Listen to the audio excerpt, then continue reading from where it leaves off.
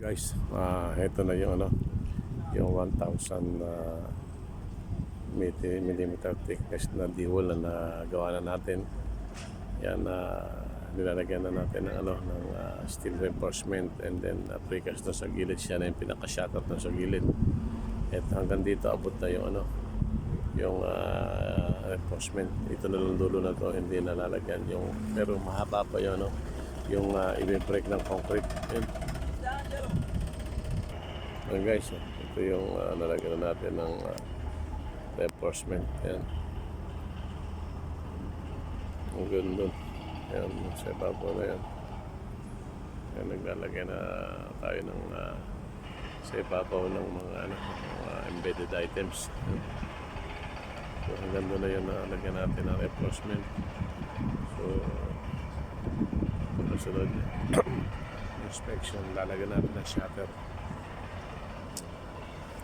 Ito yung D-wall na panel beam sa 1000 mm thickness, guys.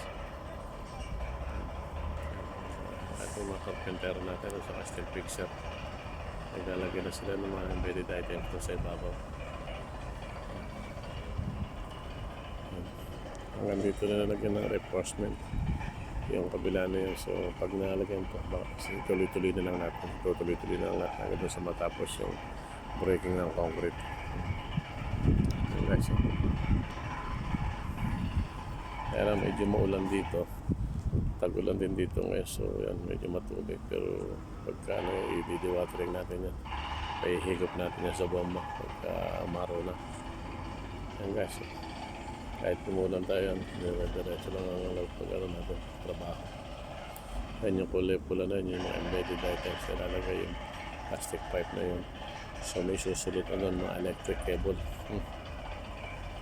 Okay guys, diretso lang yung paglalagay natin ng mga embedded items sa reinforcement. Ito yung panel beam 1000 mm thickness, guys.